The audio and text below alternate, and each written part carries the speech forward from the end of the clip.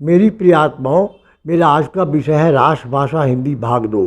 मैं श्रोता से निवेदन करता हूँ कि ध्यानपूर्वक सुनेगा, लाभ उठाइएगा। राजभाषा और राष्ट्रभाषा में अंतर। भावों की व्यक्ति के सार्थिक ध्वनि समूह को भाषा की संज्ञा से पुकारा जाता है। भाषा को लिपि का पर्याय नहीं माना जा सकता। भारतवर्ष की प्रधान लिपि होने के कारण देवनागरी को राजलिपि होने का गौरव संविधान ने प्रदान किया है। भारत की प्रधान भाषा होने के कारण हिंदी राजभाषा होने के अधिकार नहीं बने। इसे राजभाषा के उच्चतम पर उच्च आसन पर स्थापित किया गया। राजभाषा का अर्थ, राजभाषा संज्ञा स्त्री शब्द का अर्थ है कि राज्य की भाषा, राज्य या शासक की भाषा। आज इसका अर्थ है सरकारी भाषा समझा जाता है, ताकि सारी कामकाज, पत्रकार आदि दफ्तरी भाषा। हिंदी सदियों पूर्व से हमारे देश में राजभाषा के रूप में प्रतिष्ठित रही। राजपुताना, मराठा और मुसलमान शासकों, ईस्ट इंडिया कंपनी आदि के शासनकाल में हिंदी का प्रयोग होता था। आज से लगभग 600 वर्ष पूर्व दक्षिणी भाषा और लगभग 300 वर्ष पूर्व तक इसने यहाँ राजभाषा के रूप में प्रतिष्ठित स्थान ग्रहण किया। मुसलमान भाषाओं की बीजों के कारण दक्षिणी भारत में हिंदी का प्रचलन बढ़ा। 16वीं शताब्दी के शुरू तक दक्षिणी हिंदी दक्षिण की जनता की भाषा के रूप में अपनाई जा चुकी थी। 18वीं सदी में पेशवा, सिंधिया, होलकर आदि मराठी परिवार हिंदी में अपने राज्य का काम करते थे। प्राप्त मराठी अभिलेखों से इसकी पुष्टि होती है। राजपूत राज्य में पृथ्वीराज चौहान के दरबार में राजकवि चंद बदाई ने पृथ्वीराजों की रचना की थी। आज से लगभग 750 वर्ष पूर्व अमीर खुसरो ने ना आप आए ना भेजी बतिया लिखकर संपर्क भाषा हिंदी की बुनियाद मजबूत की थी। 12वीं शताब्दी के बाद भी कार्यालयों में पुरानी हिंदी का प्रयोग आंशिक रूप से होता रहा। यद्यपि तुर्कों और अफगानों के आगमन के उपरांत फारसी भाषा राजभाषा के रूप में प्रयुक्त हो रही थी। मुगल वंश की भाषाओं ने 1526 से 1707 तक राज्य किया। इस काल में सूर, तुलसी, कबीर, रहीम हिंदी साहित्य के महान कवि हुए और मुगलों के शासन कार्य में का माध्यम हिंदी ही था। डॉक्टर हरदेव बिहारी ने राजभाषा की ऐतिहासिक पृष्ठभूमि पर विचार करते हुए लिखा है, निश्चय ही काम काज चलाने के लिए किसी न किसी भाषा की आवश्यकता पड़ती है। अशोक की राज्य आज्ञा उस काल की पाली भाषा में साम्राज्य के अनेक केंद्रों से प्राप्त हुई। इनसे आगे पीछे संस्कृत का प्रयोग होता रहा। मुसलमान भाषाओं के शासन काल में 4-5 सदियों तक शासक कार्य का माध्यम हिंदी थी। मध्य शासन व्यवस्था के प्रसिद्ध विशेषज्ञ ब्लॉकमैन ने सन 1931 ईस्वी के कलकत्ता रिव्यू में लिखा है, मालगुजारी का इकट्ठा करना और गिरोह का प्रबंध करना उस समय बिल्कुल हिंदुओं के हाथ में था। इसलिए निजी तथा सर्व सुधार के हिसाब किताब सब हिंदी में रखे जाते थे। ऐतिहासिक दस्तावेजों से भी इस बात की पुष्टि होती है कि अकबर के शासनकाल तक समस्त कागजात हिंदी में भी रखे जाते थे। अकबर के दरबारी कवि गंग द्वारा लिखित चंद छंद वर्णन की महिमा नामक ग्रंथ में खड़ी बोली के दर्शन होते हैं। चलकर सम्राट अकबर के गृह मंत्री राजा टोडरमल के आदेश से फारसी भाषा में सरकारी कामकाज शुरू हुआ। देश में युवाओं ने नौकरी पाने के लिए फारसी का ज्ञान प्राप्त किया। ईस्ट इंडिया कंपनी ने भी 1833 तक शासन कार्य का माध्यम फारसी ही को ही बनाया। ईस्ट इंडिया कंपनी के शासनकाल के समय में हिंदी का प्रयोग होता रहा, परंतु लॉर्ड मकाले ने कामकाज की भाषा के रूप में अंग्रेजी को बढ़ा बढ़ावा दिया। अंग्रेज़ों के शासनकाल में अंग्रेजी के साथ साथ विभिन्न प्रदेशों में वहाँ की प्रदेशी भाषाओं को राजभाषा के रूप में अपनाया। उत्तर प्रदेश, बिहार, मध्य प्रदेश में अंग्रेजी के साथ साथ उर्दू को कचहरियों की के कामकाज की भाषा का दर्जा दिया गया। डॉक्टर हरदेव बिहारी लिखते हैं, डॉक्टर मैकाले ने आकर अंग्रेजी को प्रतिष्ठित करने की विशाल योजना तैयार की। फारसी को अपस्त करके उच्च स्तर पर अंग्रेजी और निम्न स्तर पर देसी भाषाएं प्रयुक्त होने लगी। हिंदी प्रदेश में कुछ तो अंग्रेज बहादुर की कूटनीति के कारण और उर्दू की प्रतिष्ठा हुई। यद्यपि राजस्थान, मध्य प्रदेश और कश्मीर को छोड़कर उत्तर भारत की समस्त रियासतों में सारा काम व्यवहार हिंदी माध्यम से चलता रहा। जिस समय उर्दू फारसी के साथ साथ एक वर्ग विशेष का स्वार्थ जुड़ा, उसी समय अंग्रेजी से लाभ उठाने वाले मद्रास और बंगाल के बाबू वर्ग का व्यापक रूप में और अन्य प्रांतों में थोड़े से भ्रांत लोगों का सीमित रूप में इसके प्रति मोह बढ़ता गया। अच्छा, परिस्थितियों और नौकर वृत्ति के कारण इन लोगों का आत्मगौरव, स्वभाव, मानव बौद्धिक संतर्य मानो नष्ट हो गया। 1807 के आसपास सदा सुखलाल ने सुख सागर, ईशा अल्लाह खान ने रानी केत की कहानी,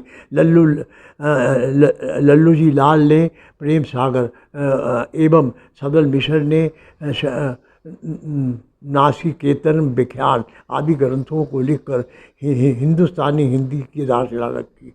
19 शताब्दी के मध्य में एक तरफ राजा शिव प्रसाद सितारे हिंद ने गद्य के अरबी फारसी के रूप को प्रतिष्ठित किया और दूसरी तरफ राजा लक्ष्मण सिंह ने संस्कृत गर्भित हिंदी को परिचय देकर हिंदी के संवर्धन में अपना अपूर्व योगदान दिया। 19वीं शताब्दी में भारत हिंदू के लेखकों में हिंदी भाषा के उत्थान के लिए बड़ी कलुहाट थी।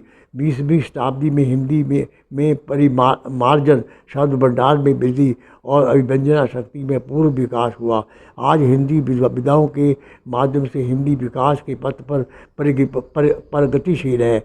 हिंदी उत्तर प्रांतों के निवासी समाज सुधारों एवं चिंतकों जैसे सर्व श्री राजा राम मोहन राय, आचार्य केशव चंद्र सेन, स्वामी दयानंद सरस्वती, महात्मा गांधी, बाल गंगाधर तिलक, सुभाष चंद्र बोस, काका साहब कालेकर, विनोबा भावे आदि ने समाज सेवा के कार्य के लिए हिंदी को समाज सेवा के कार्य के लिए माध्यम के प्रचार कार्य को महत्ता प्रदान की।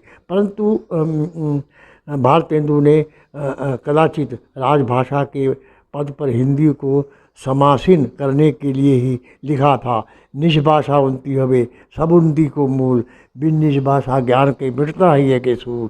प्राचीन प्रांत में कचहरियों में उर्दू के स्थान पर हिंदी के प्रयोग की मांग को लेकर जो सर्वप्रथम आंदोलन आरंभ हुआ, उसी का संकेत भारत हिंदू के इस वक्तव्य से झलकता है। सभी सभ्य देशों की अदालतों में उनके नागरिकों की बोली और लिपि का प्रयोग किया जाता है। यही ऐसा देश है जहाँ अदालती भाषा ना तो शासकों की मातृभाषा है और ना ही प्रजा की। 1901 में मदन मोहन मालवीय ने प्रांत में अदालती भाषा के रूप में हिंदी को सबसे पहले उर्दू के समान स्थान दिलाने में सफलता प्राप्त की। फिर भी मुंशी लोगों ने व्यवहारिक सुविधा के लिए उर्दू को बनाए रखा। स्वतंत्रता प्राप्ति के पश्चात भारतीय संविधान ने 15 भारतीय भाषाओं को मान्यता प्रदान की, जिसमें हिंदी भी एक है। अधिकांश लोगों द्वारा समझी और बोली जाने के कारण राष्ट्रीय संपर्क की भाषा के रूप में हिंदी को संघ सरकार की भाषा की गरिमा 26/1/1950 ईस्वी को प्रदान की गई। उल्लेखनीय है कि 14/9/1949 को हिंदी को राजभाषा बनाने के लिए संविधान सभा ने प्रस्ताव प्राप्त किया था, जिसकी अध्यक्षता डॉक्टर राजेंद्र प्रसाद ने की थी। विभिन्न प्रदेशों में वहाँ की प्रदेशी भाषाएं जैसे असम में असमिया, बंगाल में बंगला आदि प्रचलित है, किंतु मणिपुर में अंग्रेजी को राजभाषा के रूप में अपनाया गया। आज भी मणिपुर में अंग्रेजी वहाँ की राजभाषा है। जम्मू तथा कश्मीर में कश्मीरी राजभाषा, लेकिन उर्दू को वहाँ की सरकारी काम काज में अधिक प्रयोग किया जाता है।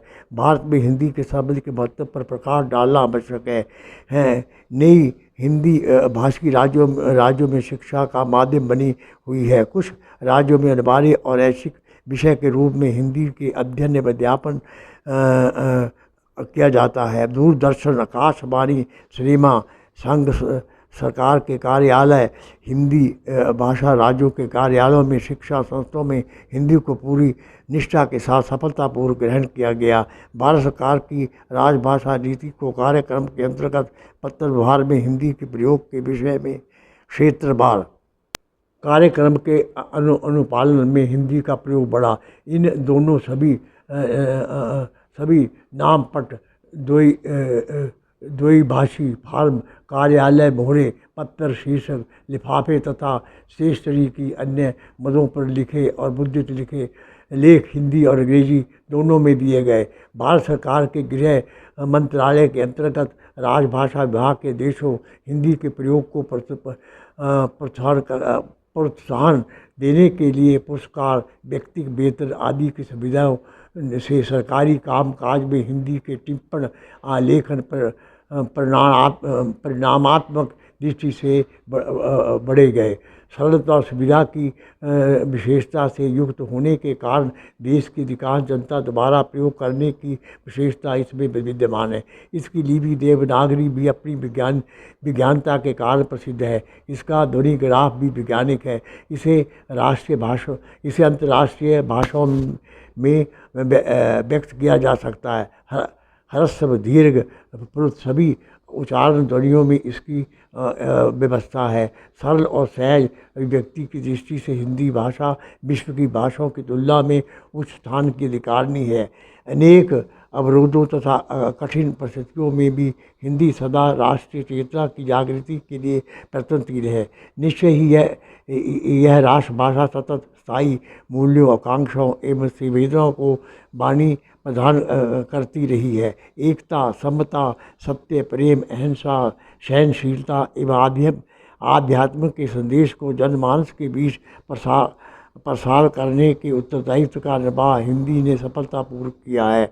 एक और जहाँ प्राचीन कबीर जैसी तुलसी, रहीम, मीरा आदि की कृतियाँ मानवता का पोषण करती हैं, वहाँ समन्वय, मैत्री, करुणा आदि निरंतर मूल्यों के बीच बोना भी आधुनिक कवियों का लक्ष्य रहा। हिंदी भाषी गुरु नानक देव, स्वामी दयानंद सरस्वती, महात्मा गांधी, काका साहब का लेकर विनोबा भावे, सुभाष चंद्र बोस, नरसिंह मेहता आदि ने अपने विचारों एवं को प्रकट करने के लिए हिंदी प्रकट करने का माध्यम हिंदी बनाया। हिंदी हमारी संस्कृति की धरोहर और प्राण है। तो यह भाषा हमारे संस्कृति मूल्यों को जीवित रखते हुए और उन्हें अपने आत्मसात किए हुए है। हिंदी के माध्यम से विभिन्न प्रदेशों के बीच सांस्कृतिक परंपरा को विकसित करने की दृष्टि से भारतीय भाषाओं में हिंदी एक सेतु एवं कड़ी का कार्य कर रही है। हिंदी भाषा का राग रंजित विभिन्न आदेशों एवं आकांक्षाओं से युक्त साहित्य रखती है, जो सुगंधित पुष्पों की तरह अपने अमृत रस से सभी को अपूर्व आनंद की अनुभूति कराती है। हमारी मिली जुली संस्कृति को विकसित करने में इसने महान भूमिका का निर्वाह किया है। हिंदी का ज्ञान राष्ट्रीय एकता का एक प्रतीक कहा जाता है। राजभाषा हिंदी आर्थिक एवं राजनीतिक व्यवहार से 100% सक्षम है।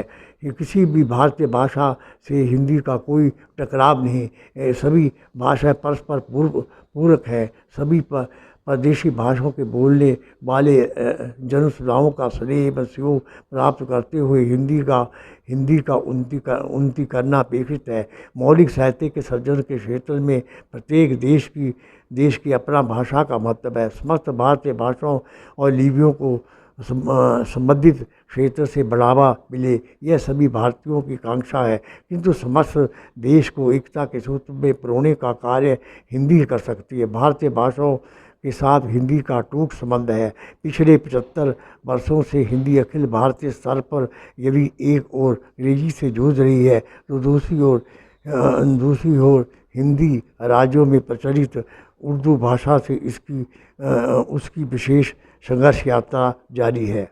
ओम शांति शांति।